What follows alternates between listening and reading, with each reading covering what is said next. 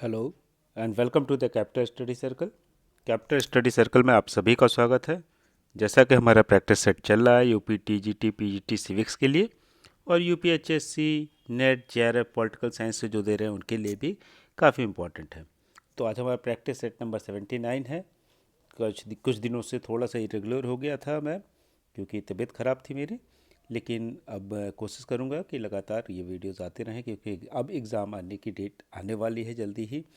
कुछ चीज़ें टेक्निकल चीज़ें चल रही हैं जिसमें कुछ नंबर ऑफ़ पोस्ट हो सकता है, नंबर ऑफ़ वैकेंसीज बढ़ जाए, तो उसके बारे में भी आपको अलग से वीडियो लाएंगे, उसमें बताएंगे। लेकिन प्रैक्टिस सेट को हम जारी रखेंगे। इसके अलावा हम बताना चाहेंगे कि कैपिटल स्टडी सर्कल अब ऑफलाइन भी आ चुका है, ऑनलाइन तो है ही। अगर आप हमको ज्वाइन करना चाहते हैं क्लासेस के लिए तो आप ज्वाइन कर सकते हैं। और ये प्रैक्टिस सेट फ्री चलते रहेंगे, यूट्यूब पे आपको मिलते रहेंगे। आप अगर लगातार देखते रहते हैं तो अच्छी बात है, अगर नहीं देखते तो सब्सक्राइब कर ले, तो इससे नोटिफिकेशन मिल जाएगा। क्योंकि थोड़ा सा इरेगुलरिटी हो गई है तो आपको इमीडिएटली पता चल जाएगा कब वीडियो अपलोड हुआ है और आप उसको देख पाएंगे। तो आगे बढ़ते हैं।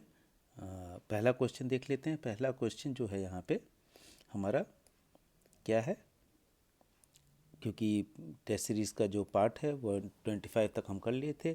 126 क्वेश्चन से हम शुरू कर रहे हैं, पर एक दिन में 25 क्वेश्चन से ज़्यादा हम नहीं कर सकते। थोड़ा सा ज़्यादा लंबा हो जाता है, लंबी हो जाता है, तो फिर पढ़ने में भी थोड़ी बोरियत होती है और आपको रिवीजन करने में भी होगा। जब हम रिवीजन कराएंगे तो उसका हम एक बड़ा वीडियो एक साथ सभी टेस्ट का बना देंगे, जिससे आप चाहे तो 2 4 10 घंटे लगातार देख के आखिरी समय में कर सकते हैं। अभी से इतना अधिक प्रेशर लेंगे तो फिर दिक्कत हो जाएगी, सब कुछ याद नहीं रहेगा।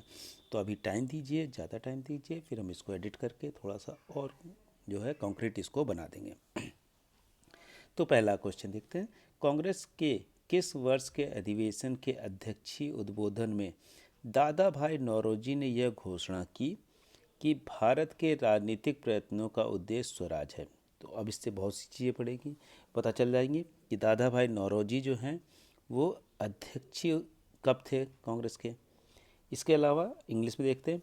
इन the presidential address of which year Congress session Dadabhai Naoroji declared that swaraj is the aim of India's political effort? तो इसमें 2 3 चीज़ें हैं कि कब हुआ। एक तो ईयर पूछा है 1886, 1906, 1893, 1909। तो दादा भाई नौरोजी कब थे? वो थे 1906 में। और उन्होंने क्या किया, कहाँ पे ये सेशन हो रहा था? कैलकटा में। कैलकटा में ये सेशन हो रहा था। वहाँ पे पहली बार स्वराज को गोल माना गया कि लक्ष्य हमारा क्या है, स्वराज। इससे पहले जो कांग्रेस थी वो डोमिनियन स्टेटस की बात करती थी कि हम अपने लॉ खुद बनाएं, लेकिन ऐसा नहीं कि हम ब्रिटिश साम्राज्य से अलग होना चाहते हैं। लेकिन 1906 में पहली बार कांग्रेस ने एक्सेप्ट किया कि हम स्वराज चाहते हैं। और अगर स्वराज इट्सेल्फ जो टर्मिनोलॉजी है उसका पूछा जाए कि स्वराज का पहली बार उपयोग किसने किया है, उसमें किया गया है। अगर देखें तो दयानंद सरस्वती जो है वो पहली बार स्वराज शब्दावली लाते हैं। और स्वराज के साथ ही शब्दावली का अगर देखें तो स्वदेशी के आइडिया जो है या विदेशी का बहिष्कार, ये सब आइडिया दयानंद सरस्वती के लेख में आता है। और बाद में कांग्रेस इसको आगे बढ़ाती है, कांग्रेस और महात्मा गांधी तक भी ये चीज़ें पहुंचती हैं, ये सारे लोग उसमें इन्वॉल्व होते हैं। लेकिन सबसे पहले स्वराज शब्द का उत्पत्ति जो करते हैं वो है दयानंद सरस्वती। लेकिन यहाँ पे है कि कांग्रेस कब डिक्लेयर करती है कि हम स्वराज ही हमारा लक्ष्य है, दैट इज़ 1906। तो आगे बढ़ते हैं, नेक्स्ट क्वेश्चन देख लेते हैं। 126 के बाद 127, ये थोड़ा सा लेंदी क्वेश्चन है, इसको हम देखेंगे तो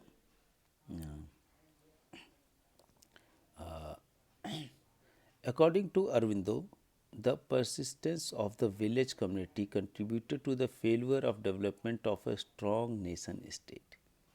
अब ये देखिए, इसको हिंदी में देख लेते हैं। अरविंदो के अनुसार एक शक्तिशाली राष्ट्र राज्य के विकास की असफलता का प्रमुख कारण ग्राम समुदाय का बने रहना है। इसने लोगों को, जो कि वास्तविक क्षेत्र थे, शासकों के क्षेत्र के लिए संघर्षों, विजयों, विपत्तियों, असफलताओं में या तो नागरिक के रूप में अथवा सैनिक के रूप में भागीदारी बनने से रोका। अब ये थोड़ा सा अजीब सा लग रहा होगा कि ऐसा क्यों कह सकते हैं कि गांव जो है राष्ट्र के आइडिया में सबसे बड़ा फेलियर का कारण बनता है। इंग्लिश में देख लेते हैं। It prevented the people the real realm from the being a partner in the struggle of the realm, the Trump's disaster and the failure of the rulers either as citizen as a soldier। कि वो जो गांव के लोग हैं, क्योंकि जो गांव जो यूनिट होती है वो सेल्फ सफिशिएंट होती है, तो उसको फ़र्क नहीं पड़ता था कि हमारा रूलर कौन है। रूलर कभी ब्रिटिश हो जाते थे, कभी मंगोल हो जाते थे, कभी कोई हो जाता था। तो गांव जो होते थे वो अपने, उनको वैसे भी गांव के लोगों को बहुत ज़्यादा फ़र्क नहीं पड़ता है। आज के समय में भी अगर आप देखेंगे छोटे गांव हैं या इंटीरियर के गांव हैं, तो उनको फ़र्क नहीं पड़ता कि सीएम कौन है या पीएम कौन है। उनकी लाइफ जैसी चल रही थी, आपस में जो चीज़ें कंट्रीब्यूट हो रही थी उससे ही, मौसम से उनको ज़्यादा नुकसान हो सकता है। पीएम बनने से किसी के या सीएम बनने से उनको बहुत ज़्यादा कुछ नुकसान या फ़ायदा नहीं होता। तो नेशनैलिटी की फीलिंग भी नहीं आती थी कि हम एक नेशन के हैं, हम अपना गाँव को ही एक नेशन मानते थे।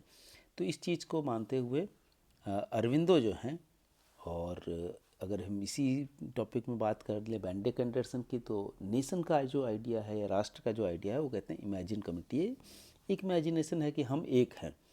वो एक हो सकता है गांव के नाम पे एक हो जाए, वो हो सकता है शहर के नाम पे एक हो जाए, हो सकता है प्रदेश के नाम पे एक हो जाए, और देश के नाम पे एक हो सकते हैं। लेकिन सारी चीज़ें जो है इमेजिन्ड हैं, वो मानने के ऊपर है कि हम मानेंगे कि एक ही है।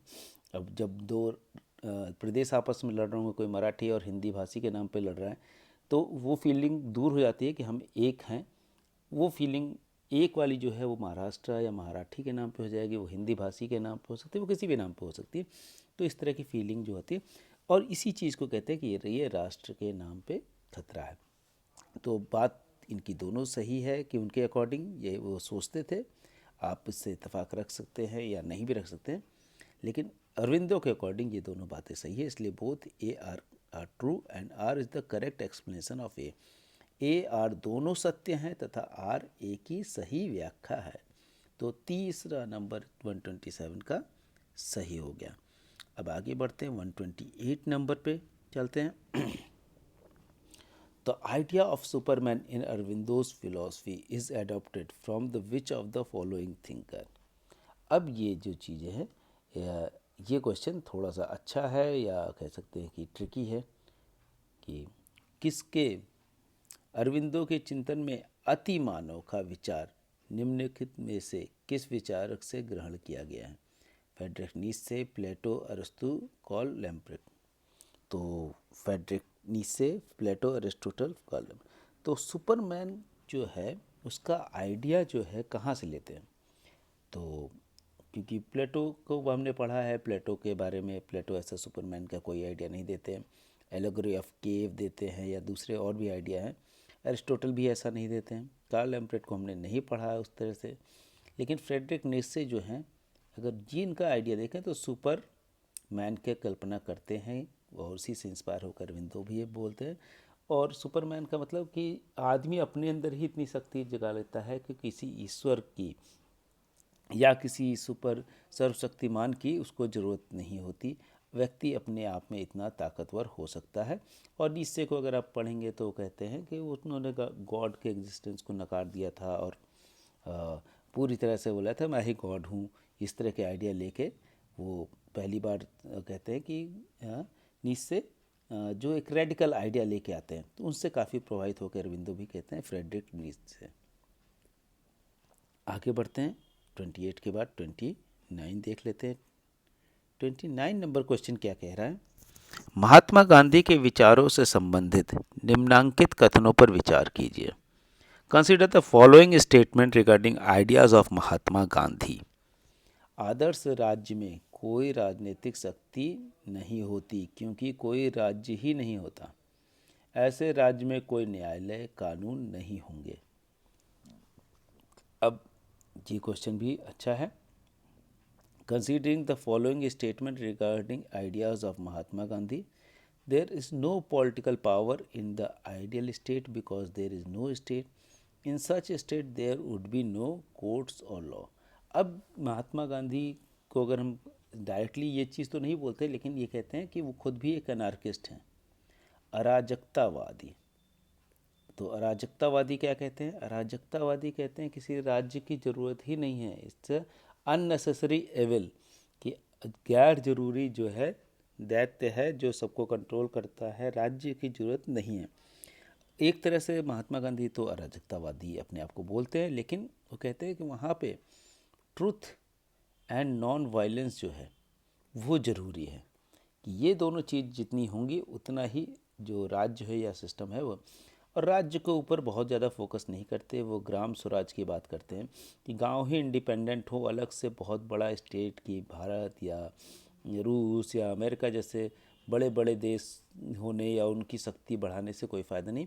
गांव ही जो है वो अपने आप में इंडिपेंडेंट होने चाहिए, हर गांव अपने आप में सक्षम होना चाहिए। तो बात ये सही है, इसलिए राज्य को नकार देते हैं, राज्य की ज़रूरत नहीं मानते। और जहाँ कहते हैं सत्य और अहिंसा है, वहाँ पे नहीं, ना ही किसी कोर्ट की ज़रूरत है, ना ही लॉ। अब इसी से सिमिलर अगर हम देखें तो बात कौन कहता है? प्लेटो भी कहते हैं। प्लेटो भी कहते हैं जहाँ पे लोग अपनी ड्यूटी करेंगे वहाँ पे कोई कोर्ट और लॉ की ज़रूरत नहीं होगी, जहाँ अपना कर्तव्य अपने ड्यूटी निभाएंगे लोग वहाँ पे। तो प्लेटो भी ऐसी बात करते हैं, गांधी भी ऐसी ही बात कर रहे हैं। आगे बढ़ते 130 देख लेते हैं। 130 नंबर क्वेश्चन क्या कह रहा है? महात्मा गांधी ने कल्पना की कि उपयोग की गई अहिंसा की मात्रा एक उन्नत समाज की पहचान होगी। अभी हमने बात की सही। इस कारण से उन्होंने अपने राज्य और अराजकतावादी राज्य के मध्य स्पष्ट विभेद किया। तो अभी हम बात कर रहे थे ये सेम चीज़। तो Mahatma Gandhi envisaged that the amount of non-violence used would be the mark of an advanced society. That is why he made a clear distinction between his state and anarchist state. तो हमने बात कर ली कि anarchist state अराजकतावादी राज्य में और उनके राज्य में क्या डिफरेंस होगा। तो इस तरह से देखें तो सही आंसर क्या हो जाएगा? Both A and R true and R is the correct explanation of A. इसका मतलब ए और आर दोनों सत्य हैं तथा आर जो है ए की सही व्याख्या है। तो इसका सही आंसर 3 हो जाएगा, 130 का 3। आगे बढ़ जाते हैं, 131 नंबर क्वेश्चन देख लेते हैं। 131 नंबर क्वेश्चन क्या कह रहा है? जवाहरलाल नेहरू से संबंधित निम्नलिखित कथनों पर विचार कीजिए। Consider the following statement regarding Jawaharlal Nehru. Jawaharlal Nehru ने वैज्ञानिक पद्धति तथा वैज्ञानिक मार्ग में अंतर किया। उनके अनुसार वैज्ञानिक पद्धति तर्क आधारित प्रयास है तथा वैज्ञानिक मार्ग एक जीवन का तरीका है। तो क्या ये सही है? Consider the following statement regarding Jawaharlal Nehru. Jawaharlal Nehru made a distinction between scientific method and scientific approach. According to him, scientific method is a reason-based effort and scientific approach is a way of life. तो obviously हम जानते हैं कि जवाहरलाल नेहरू ने scientific temperament पे बहुत काम किया है, और उनके लिए जो इंडस्ट्रियलाइजेशन था, या कहते भी हैं कि industries are the modern temple. वो कहते हैं कि पूजा पाठ करने से ज़्यादा इंडस्ट्रियलाइज करना चीज़ें को ज़रूरी है, मंदिर पे ज़्यादा फोकस ना करके इंडस्ट्री पे ज़्यादा फोकस किया जाना चाहिए। इस तरह के आइडिया उनके थे, और साइंटिफिक टेम्परामेंट पे बहुत ज़्यादा फोकस करते थे, और वे ऑफ लाइफ बनाना चाहते थे कि हर चीज़ को तर्क के कसौटी पे खरा उतरना चाहिए। ऐसा नहीं है कि हम हमेशा जो जिस देश में पैदा हुए वही सही होगा, वो जिस धर्म में पैदा हुए वही सही होगा। वो तमाम सारी चीज़ों को नए सिरे से लेके जाते हैं, और एक नया आइडिया, जब पूरी दुनिया सिर्फ राष्ट्र हित की बात कर रही थी उस समय नॉन अलाइनमेंट मूवमेंट लाए कि अपना हित से ज़्यादा पूरे विश्व की चिंता करना ज़रूरी है। कि नॉन अलाइनमेंट मूवमेंट जो था वो किसी भी ग्रुप में, जो सोशलिस्ट ब्लॉक था या जो कैपिटलिस्ट ब्लॉक था, उससे अलग होके एक आदर्श चीज़ों को रखने की कोशिश थी। और आज के समय में भी अगर देखें तो पूरी उनकी ही जो विज़न था उसके बेसिस पे ही आज के समय हम जब भी कोई क्राइसिस आती है, चाहे रूस यूक्रेन वॉर हो, ऐसा नहीं कि हम किसी एक का बहुत ही ओपनली साथ दे रहे हैं, या दुनिया के किसी भी वॉर में हम किसी का साथ नहीं देते। तो क्या एक तरह से देखें कि नेहरू का जो आइडिया था वो भी आज भी हम उसको ही पे चल रहे हैं, हमारी विदेश नीति कम से कम उस पर चल रही है। तो सही क्या है, दोनों ही सही हैं, बोथ 1 and 2 करेक्ट, 3 इसका सही आंसर हो जाएगा। अब आगे बढ़ते हैं, 32 नंबर क्वेश्चन पे देख लेते हैं। निम्नांकित में से किसने निगमित लोकतंत्र के आधार के रूप में लोकतांत्रिक विकेंद्रीकरण एवं वयस्क मतदान के महत्व के बारे में बात की? अब ये भी क्वेश्चन अच्छा है।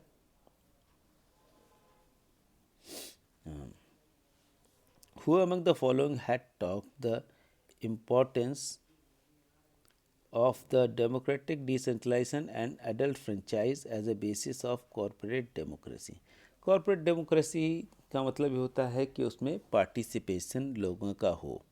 जिस तरह से बोर्ड मेंबर कॉरपोरेट में भेजे जाते हैं कि जो शेयर होल्डर्स होते हैं वो अपनी बात रखने के लिए बोर्ड मेंबर को रखते हैं, और बोर्ड मेंबर्स जो होते हैं वो कंपनी के हित में या इन लोगों का जो आइडिया है उसके हित में, जो लोगों ने जिन लोगों ने चुन के भेजा है उनके हित में अपनी बात रखते हैं। तो उस तरह की डेमोक्रेसी, जैसे अगर हम देखें तो बड़ी डेमोक्रेसी भारत जैसी या दूसरे डेमोक्रेसीज़ में या अमेरिका जैसी डेमोक्रेसीज़ में क्या होता है, यहाँ पे दिक्कत है कि लोग इलेक्ट तो कर लेते हैं लेकिन लोगों के जो एस्पिरेशन है, उनकी जो इच्छा है वो पूरी नहीं करते जो पार्लियामेंटेरियन है। चाहे वो साफ़ सफाई हो, चाहे वो रोड बनाना हो, या चाहे दूसरी चीज़ें हो, या किसी चीज़ पे कानून भी बनाना हो, तो उनकी अपनी इच्छाएं जो होती हैं वो बनाते हैं। तो बोले कि इस तरह की कॉर्पोरेट डेमोक्रेसी की बात कौन करता है? जयप्रकाश नारायण। तो इसका सही आंसर क्या हो गया? 4। जयप्रकाश नारायण जो हैं वो एडल्ट फ्रेंचाइज की बात करते हैं, लोकतांत्रिक विकेंद्रीकरण, कहते हैं डिसेंट्रलाइज होना चाहिए हर जगह चीज़ों को, ऐसा ना हो कि किसी एक के पास बहुत ज़्यादा शक्ति हो। इसके बाद हम देखते हैं 133 नंबर क्वेश्चन क्या कह रहा है। अ plea for reconstruction of Indian polity नामक पुस्तक के लेखक या लेखिका निम्न में से कौन है? Who among the following is the author of the book a plea for reconstruction of Indian polity? अब ये क्वेश्चन भी है, अगर आप देखेंगे तो पिछले क्वेश्चन का ही है, क्योंकि इंडियन पॉलिटी का रिकंस्ट्रक्शन की बात कर रहे हैं, इसी में डिसेंट्रलाइजेशन की बात कर रहे हैं, इसी में कॉरपोरेट डेमोक्रेसी की बात कर रहे हैं। तो कौन होगा? जयप्रकाश नारायण, जेपी कहते हैं या जयप्रकाश नारायण, जिनका बहुत से आइडिया है, टोटल रेवोल्यूशन या हम क्या कहते हैं संपूर्ण क्रांति जैसा आइडिया भी इन्हीं का है। कई बार ये क्वेश्चन पूछा जाता है, कई बार इधर से पूछ सकते हैं। तो आगे बढ़ते हैं 133 के बाद 34। राम मनोहर लोहिया का सबसे बड़ा योगदान उनका राजनीतिक विकेंद्रीकरण की अवधारणा का विकास है। तो राम मनोहर लोहिया जो हैं जयप्रकाश नारायण से काफ़ी प्रभावित भी रहते हैं और उनसे काफ़ी कुछ सीखते भी हैं। तो उनका डिसेंट्रलाइजेशन का आइडिया है कि, और हमने जयप्रकाश नारायण का है तो राम मनोहर लोहिया का भी होगा। उनके अनुसार मात्र विकेंद्रीकरण के आधार पर ही एक सच्चा अहिंसक समाज प्राप्त किया जा सकता है।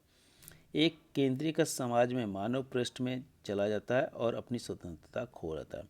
जब सेंट्रलाइज ज़्यादा हो गए, जहाँ सेंटर के पास ज़्यादा पावर हो, या किसी भी चीज़ों में लोकल लोगों के पास अगर ज़्यादा पावर होगी, वही जो है वहाँ पे ही ट्रू स्वतंत्रता होगी। स्वतंत्रता का मतलब क्या है कि आप अपने लिए कानून बनाए, कि आप चाहते हैं, जैसे हम किसी गांव में रहते हैं तो हम बना लेते हैं कि भाई कि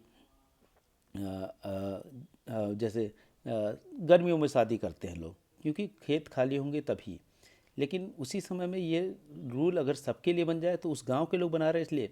अब आप किसी जगह पे और चले जाएं सर्दियों वाली जगह में, वहाँ भी अगर ये रूल लागू कर दें गर्मियों में शादी करेंगे तो वहाँ पे तो खेती हो रही है गर्मियों में, क्योंकि जाड़े में बर्फ़ पड़ी हुई थी ना, तो वो उल्टा हो जाएगा। इसलिए जो लोकल लोग होंगे वो अपने लिए लॉ जो बनाएंगे वो बेटर बनाएंगे, बशर्ते कि सेंट्रलाइज्ड रूप पे जो गवर्नमेंट, जैसे किसानों के लिए भी जो कानून बना था तो सेंट्रल गवर्नमेंट ने बनाया, अब वही कानून अगर लोकल लोग अपने अपने लिए बनाते रहें तो बेटर बनाएंगे, क्योंकि अलग अलग जगह पे अलग अलग खामियां होंगी, अलग अलग कमियां होंगी, तो उसको बेटर तरीके से डील कर पाएंगे। तो 134 का फिर से 3 है, दोनों ही स्टेटमेंट सही हैं। The most important contribution of Ram Manohar Lohia is his development of the concept of political decentralization. Yes. According to him, truly non-violent society can be achieved only on the basis of decentralization. In a centralized society, the human being are relegated into background and lose their freedom. वो अपने पीछे चला जाता है, वहाँ पे जो व्यक्ति है वो अपना फ्रीडम लूज कर देता है. आगे बढ़ते हैं 134 के बाद देख लेते हैं 35. 135 राम मनोहर लोहिया के अनुसार यूरोपीय समाजवाद में निम्नलिखित में से किसका अभाव है. अब ये क्वेश्चन भी अच्छा है. According to Ram Manohar Lohia, which of the following are lacking in European socialism. Socialism जो है राम मनोहर लोहिया वो यूरोप से ही सीखते हैं ऑब्वियसली इंडिया में. और उसके बाद राम मनोहर लोहिया के बारे में महात्मा गांधी कहते हैं कि सोशलिज्म के बारे में उनसे ज़्यादा इंडिया में कोई नहीं जानता. अब वो जब यूरोपियन सोशलिज्म को पढ़ते हैं या क्रिटिसाइज़ करते हैं तो उसमें बोलते हैं कि क्या क्या प्रॉब्लम है उसमें.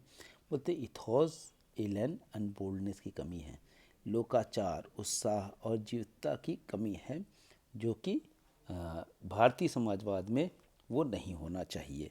क्योंकि उस समय समाजवाद नहीं आया था पूरी तरह से. ये लोग जो राम मनोहर लोहिया, बाद में जयप्रकाश नारायण, ये लोग समाजवादी चिंतक माने जाते हैं. उससे पहले भी अगर देखें जवाहरलाल नेहरू, सुभाष चंद्र बोस, इस तरह के लोग थे, लेकिन बहुत क्लियर आइडिया नहीं था.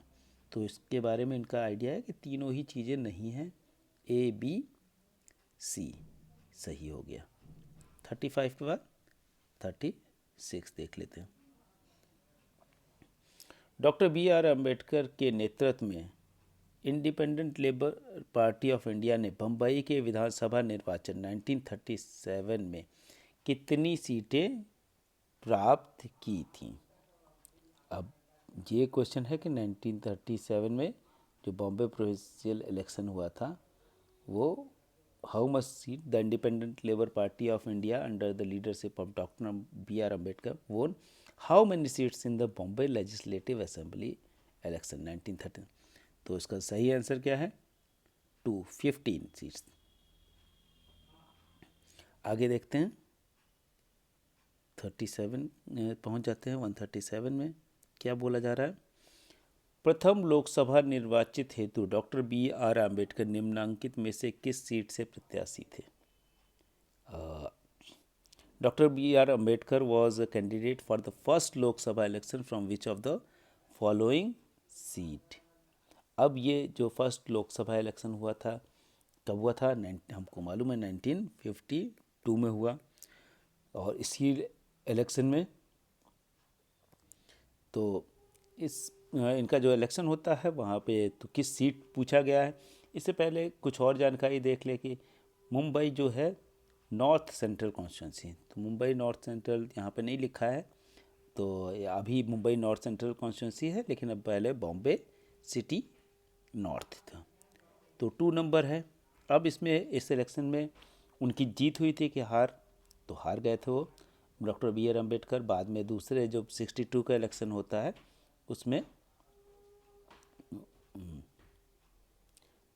तो यहाँ पे इनको हार जाते हैं. और कौन हराता है? नारायण सदोबा काजोरोलकर. तो जो है वो गांधीयन थे और वही भी एक्टिविस्ट थे और कांग्रेस ने उनको सपोर्ट किया तो वो जीत गए और डॉक्टर बी आर अम्बेडकर हार जाते हैं. तो अभी उस समय था बॉम्बे सिटी नॉर्थ. आज के समय अगर इसको देखा है तो मुंबई नॉर्थ सेंट्रल कॉन्स्टिट्यूंसी कहलाती है. आगे बढ़ जाते हैं 137 के बाद 38 पे पहुंच जाते हैं.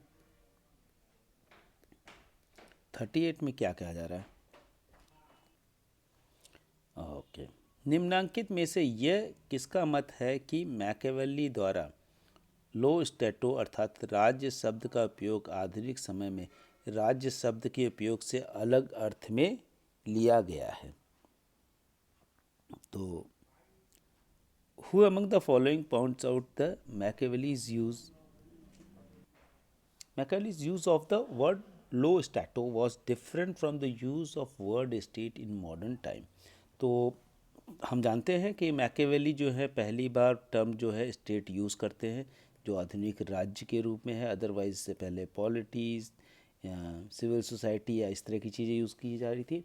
स्टेट जो है, लेकिन कौन है जो कहता है कि इनका जो स्टेट था वो बिल्कुल अलग मीनिंग था और आज का जो मॉडर्न स्टेट है उसका मीनिंग अलग है।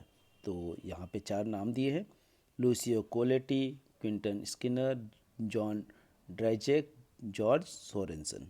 तो बताइए कौन सा हो सकता है? Lucio Colletti, Quentin Skinner, John Dryzek, George Sorensen. तो सही आंसर क्या है इसका? Quentin Skinner. ये कहते हैं कि मैकियावेली का जो आइडिया है वो अलग है स्टेट का, और जो बाकी लोगों का है, या कह सकते हैं मॉडर्न समय में जो स्टेट का आइडिया है, कॉन्सेप्ट है, दैट इज़ डिफरेंट। तो सेकंड आंसर इसका सही हो जाएगा। थोड़ा सा डिफ़िकल्ट क्वेश्चन है, लेकिन फिर भी आपको कुछ चीज़ें सिर्फ याद देख लेनी चाहिए, जो वहाँ पे आएंगे तो अपने आप ही यही ध्यान में आ जाएगा। अब अगला क्वेश्चन देखते हैं। हिगल के अनुसार राज्य एक समेकित पूर्णता है, निम्नलिखित में से इसमें क्या सम्मिलित है? तो 139 का जो है कि according to Hegel state is a coherent whole. तो कोहेरेंट होल मतलब समेकित, जिसमें सब कुछ आ जाए। Which of the following are included in it? Rights, freedom, welfare. तो इसलिए सब कुछ जब आ रहा है तो ये भी राइट्स भी होगा, फ्रीडम भी होगा, वेलफेयर भी होगा, क्योंकि स्टेट जो हेगल का स्टेट है उसका मतलब क्या है? वो कहते हैं आइडियल चीज़ है, कि अभी जो चीज़ें हैं वो अभी जो हैं वो स्टेट नहीं मानते, क्योंकि स्टेट का मतलब क्या हो जाएगा कि फैमिली जैसे जो है, जैसे फैमिली में हम एक दूसरे से केयर करते हैं। कई बार किसी के पास कुछ नहीं होता है, या मान लीजिए किसी को चोट लगी है, कोई काम नहीं कर रहा है, तो ऐसा नहीं कि सब लोग उसको छोड़ देते हैं, कि या कोई बीमार है या बचपन से ही कोई कमज़ोर है, तो ऐसा नहीं कि उसको छोड़ देते कि आप क्या कैपेबिलिटी नहीं है, आपके एलिजिबिलिटी नहीं है, इसलिए आपको, जैसे हम राज्य क्या करता है, एलिजिबिलिटी है तो ही आपको नौकरी देगा, तो ही आपसे चीज़ें कराएगा। अगर एलिजिबिलिटी नहीं है तो आपको बेकार समझा जाएगा। लेकिन फैमिली में आपकी केयर की जाती है। तो बोले कि राज्य जब बनेगा तो इस ये जो होगा दोनों चीज़ें मिली होंगी, क्योंकि फैमिली जो है हर चीज़ नहीं दे सकती, क्योंकि राज्य की ज़रूरत भी है। तो बोले कि फैमिली जैसा केयर और स्टेट जैसा इंफ्रास्ट्रक्चर दोनों मिल जाएगा, तब वो बनेगा स्टेट। तो यहाँ पे सब कुछ सही होगा, परफेक्ट होगा।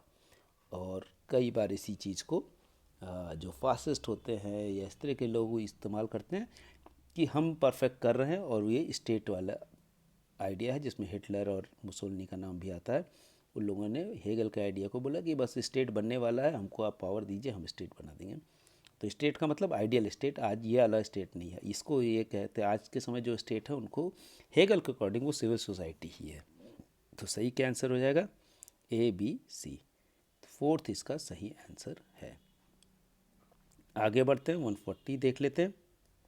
140 क्वेश्चन, निम्नांकित में से किस विचारक ने यह विचार दिया कि यूरोपीय दुनिया के मुख्य क्षेत्र में मजबूत राज्यों का विकास आधुनिक पूंजीवाद के विकास का अनिवार्य घटक था? अब इसको देखते हैं कि who among the following thinkers given view that development of a strong state is the core area of European world was an essential component of development of modern capitalism? 4 option, Theda Skocpol, Barrington Moore, Immanuel Wallerstein, Philip रोकन।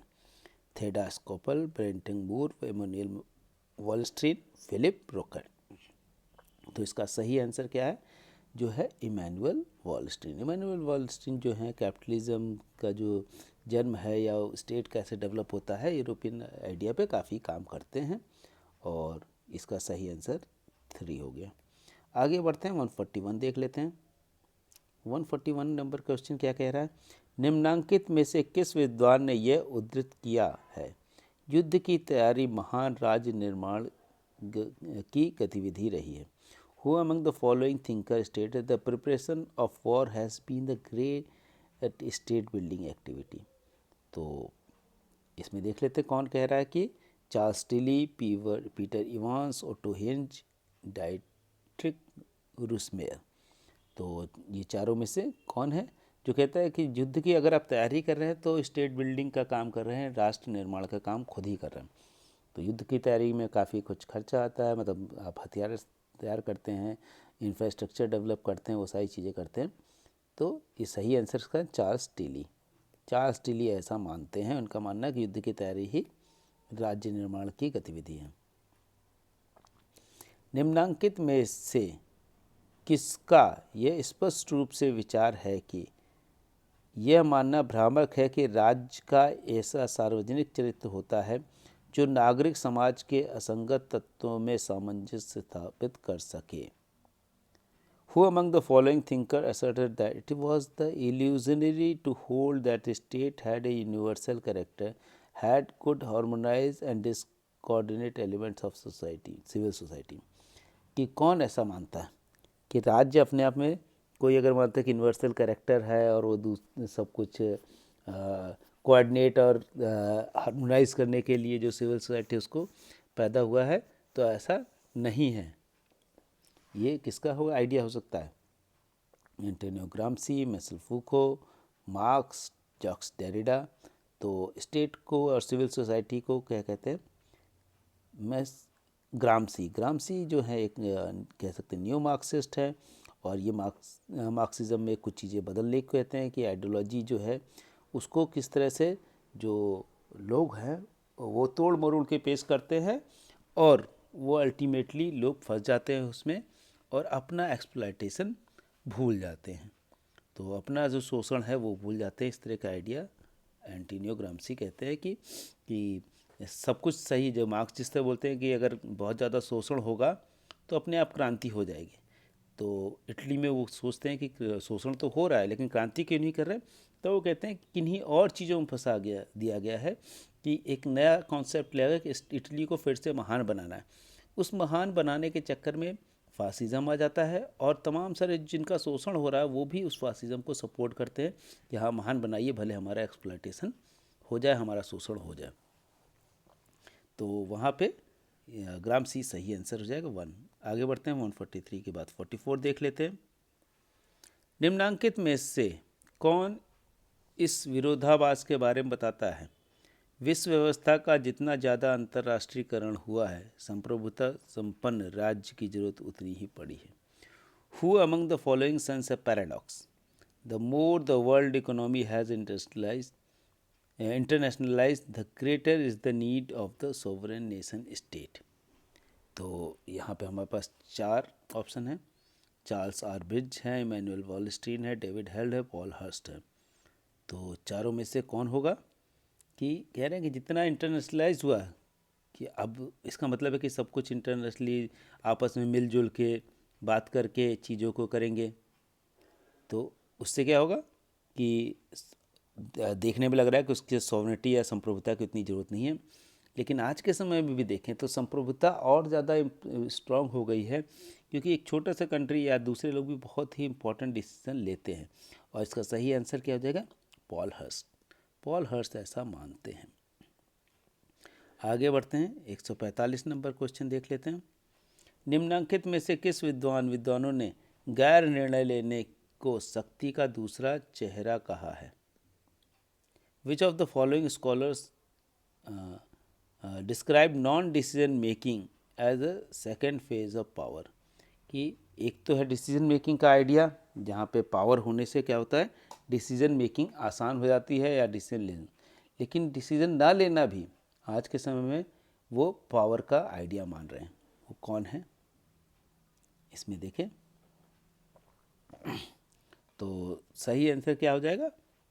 P Bachrach and Baratz. ये लोग कहते हैं कि non decision making के हम लेंगे ही नहीं। जैसे आज के समय अगर हम देखें तो इंडिया जो है रसिया और यूक्रेन के जो वॉर है उसमें हम क्या डिसीजन ले रहे हैं? हमने डिसीजन नहीं लिया कि हम किसी की तरफ नहीं, ना इनकी तरफ है ना इनकी तरफ, या इस तरह के तमाम सारे इंसिडेंट में हम, या तमाम सारे जो, तो वो भी पावर दिखाता है। अदरवाइज़ अगर हम बहुत कमज़ोर होते तो किसी एक की तरफ जाना पड़ता है, क्योंकि यूएसए का दबाव होता है तो हमको यूएसए की तरफ जाना पड़ता है, या एटलीस्ट रसिया से हमारा पुराने संबंध तो उसकी तरफ जाना पड़ता है। लेकिन हम डिसीजन नहीं ले रहे हैं, इसका मतलब भी हम पावरफुल हैं, या हम नॉन अलाइन मूवमेंट चलाते हैं, तो इसका मतलब है कि हम इतने पावरफुल हैं कि हम नॉन अलाइन मूवमेंट चला सकते हैं। अदरवाइज़ जो छोटे कंट्री हैं वो नहीं चला सकते। इवन उस समय पाकिस्तान जो था तो वो कमज़ोर था, उसको देखना था अपना हित कि भाई हम इतने पावरफुल नहीं हैं, तो क्या होना चाहिए, वो अमेरिका के साथ चला जाता। या इसी तरह से दूसरे जो छोटे कंट्री थे जो ईस्टर्न यूरोप के थे वो सोवियत यूनियन के साथ चले गए, या तमाम सारे। लेकिन हम उस समय भी इतने पावरफुल थे कि अपने डिसीजन या अपने जो निर्णय है वो खुद ले सकते थे। तो सेकंड फेज ऑफ पावर कहते हैं नॉन डिसीजन को। एक तो डिसीजन लिया कि भाई हम, रसिया ने डिसीजन लिया, वो पावरफुल है, यूक्रेन पे वॉर करेगा। यूएस ने या बाकी कंट्री ने लेके हम इसमें पार्टिसिपेट नहीं करेंगे, हम यूक्रेन को सपोर्ट नहीं करेंगे, वो भी डिसीजन लिया। हमने कहा नहीं, हम दोनों की तरफ नहीं हैं। ऐसा नहीं है कि यूएस रसिया की तरफ है, लेकिन उन्होंने डिसीजन लिया कि हम यूक्रेन की तरफ है, लेकिन यूक्रेन को हेल्प नहीं करेंगे डायरेक्टली। तो ये जो है सेकंड फेज ऑफ पावर कहा जाता है। आगे बढ़ते हैं, 46 नंबर देख लेते हैं। सापले सुबेक सूचकांक इंडेक्स निम्नलिखित में से किससे संबंधित है? तो देखिए, Shapley Shubik index related to which of the following. क्या करता है सेप्ले सुबिक जो है, एक फार्मूला है जिससे जो है वोटिंग गेम जो है कि वोटिंग के समय जो है क्या क्या चीज़ें काम करती हैं और वो सरप्राइज़ कर देती हैं कि किस तरह से, जो बाहर तो नहीं दिख रहा है लेकिन उसको इंटरनल करंट चल रहा है कि अंदर अंदर चल रहा है, उस चीज़ को इंडेक्स जो होता है वो बता पाता है। तो क्या होता है, वोटिंग पावर को डिस्क्राइब करता है। तो ये बहुत क्लियर हो गया 146 का वोटिंग पावर सेप्ले सुबिक इंडेक्स। आगे बढ़ते हैं 147 पे पहुंच जाते हैं। निम्नांकित में से किसने सत्ता प्राधिकार को प्राकृतिक आवश्यकता कहा है? तो Who among the following called authority as a natural necessity? Hannah Arendt, Michael Oakeshott, Roger Scruton, Irving Kristol. तो इसका सही आंसर जो है वो क्या है? 3, रोजर स्क्रूटन। 47 के बाद 48 पे आते हैं। निम्नांकित में से कौन सा विद्वान नौकरशाही अधिनायकवाद के विचार से संबंधित है? Who among the following scholar is associated with the idea of bureaucratic authoritarianism? तो इसका सही आंसर हम सभी जानते हैं कि ब्यूरोक्रेटिक अथॉरिटेरिज्म के नाम से बुक ही है 1988 में लिखी गई। और इसको लिखने वाले कौन है? गुलरेमो ओ डोनेल। गुलरेमो ओ डोनेल जो हैं, इनकी बुक ही है ब्यूरोक्रेटिक अथॉरिटेरियनिज्म, जो कहता है कि जो डेवलपिंग कंट्री है उसमें जो ब्यूरोक्रेसी है वो काफ़ी अथॉरिटेटिव होती है, जो चीज़ों को कंट्रोल करती है। वो जनता की भलाई से ज़्यादा वो जनता के ऊपर राज करने का काम करती है। 148 के बाद 149 देख लेते हैं। 149 सेकंड लास्ट क्वेश्चन, इसके बाद हम लास्ट क्वेश्चन देखेंगे। निम्नांकित में से किस विद्वान ने परिभाषित किया है कि सफल राज्यों में 2 प्रकार की शक्ति होती है, निरंकुश और अवसंरचनात्मक, दोनों राष्ट्रीय राजनीति व्यवस्था को स्थिरता प्रदान करने हेतु अभिसारित होती है। Who among the following scholars define that successful states as having 2 types of power, despotic and infrastructure, both covering to offer stability to the national political order? ये कौन कहता है? इसका सही आंसर क्या है? माइकल मान। कि 2 तरह से जो है, एक तो डिस्पोटिक संरचना होती है, एक तो इंफ्रास्ट्रक्चर होगा, और दूसरा जो है डिस्पोटिक होगी, सक्सेसफुल स्टेट के वहाँ पे निरंकुशता होगी। तो इनका आइडिया अलग है। आगे देखते हैं, लास्ट क्वेश्चन देख लेते हैं। निम्नांकित में से कौन यह विचार व्यक्त करता है कि व्यक्तिगत अधिकार व्यक्तियों के पास राजनीतिक तुरुप है? Who among the following express the idea that individual rights are the political trump held by the individuals? तो Michael Sandel, Will Kymlicka, Thomas Pogge, Ronald Dworkin. तो इसका सही आंसर है रोनाल्ड डोरविकिन। ये कहते हैं कि इंडिविजुअल राइट जो है that is the Trump for individual, कि अब इंडिविजुअल राइट्स के थ्रू हम क्या क्या हमारा कुछ व्यक्तिगत अधिकार हैं, अब इसको कोई उसको छीनता है या उसको इन्फ्रिंज करता है तो वो कोर्ट में जा सकते हैं, और कोर्ट जो है गवर्नमेंट हो चाहे पावरफुल पर्सन हो, उसको पनिश करती है, या उसको आइडिया को अगर गवर्नमेंट ने किया है तो उसको ख़त्म कर सकती है। तो यहाँ अपनी बात ख़त्म करते हैं। हमने 25 क्वेश्चन देखे थोड़े से डिफ़िकल्ट क्वेश्चन है, लेकिन आपको जानने चाहिए थोड़ा सा। और आगे वाले आने वाले क्वेश्चन हम थोड़ा सा इजी भी रखेंगे, और जिससे कि तमाम सारी चीज़ों को एक तो कॉन्फिडेंस बिल्ड हो जाता है और हमारी जानकारी भी होनी चाहिए, ताकि हम एग्ज़ाम में कोई भी ऐसा क्वेश्चन ना हो कि हमने कभी देखा ही नहीं, सुना ही नहीं, ऐसा ना होना ऐसा चाहिए कि हमको मालूम है। कन्फ्यूज़न हो सकता है, लेकिन उसके लिए हम आगे आने वाले दिनों में यहाँ फिर रिवीजन शुरू कर देंगे। तो आप एक बार ये देख डालेंगे सारे वीडियो, और उसके बाद जब रिवीजन शुरू होगा तो रिवाइज़ कर लेंगे। उसके बाद जो आखिरी के दिनों होगा, आखिरी का लास्ट वीक होगा, उसमें हम मैराथन रिवीजन कराएंगे, जिससे कि आप 100% गारंटी के साथ एग्ज़ाम दे पाएँ। और अगर आपको कॉन्सेप्चुअल क्लियरिटी चाहिए तो आप हमको ज्वाइन कर सकते हैं, ऑफलाइन क्लासेस भी ज्वाइन कर सकते हैं और ऑनलाइन क्लासेस भी ज्वाइन कर सकते हैं। इसके अलावा अगर आपको अच्छा लग रहा हो तो लाइक कर सकते हैं, शेयर कर सकते हैं, और सब्सक्राइब कर लेंगे तो आपको लगातार वीडियो मिलता रहेगा। अगर हमसे जुड़ना चाहते हैं तो आप हमको फ़ोन कर सकते हैं 6001203135 पे, व्हाट्सएप कर सकते हैं 6001939975 पे, वेबसाइट है www.captastudycircle.com, Facebook captain study circle, Instagram captain study circle, Telegram captain study circle के नाम से, ईमेल है thecaptainstudy20@gmail। अगर आपको इसका PDF चाहिए, इस तरह किसी तरह की कोई भी मटेरियल चाहिए, या रिसर्च से रिलेटेड किसी चीज़ की अगर आपको हेल्प चाहिए, तो आप हमको कॉल कर सकते हैं, मैसेज कर सकते हैं, या मेल कर सकते हैं। हम आपको PDF आपकी मेल पे भेज देंगे। तो thank you very much, thank you for listening. फिर हम मिलेंगे जल्दी ही। थोड़ी सी आवाज़ ख़राब हो गई है, इसलिए हो सकता है कि वॉइस थोड़ा कम हो, लेकिन गला बैठने की वजह से मैं थोड़ा सा मुश्किल हो गया। लेकिन जल्दी इसको सही होने पे हम लगातार वीडियो भी लाएंगे और रिवीजन भी कराएंगे, और GS का भी हम जल्दी ही मुझे लगता है अगर मैं पूरी तरह सही हो गया तो नेक्स्ट जो वीक है वहाँ से हम GS भी शुरू कर देंगे, और ताकि GS का और इसका एक बैलेंस बना रहे। Thank you very much.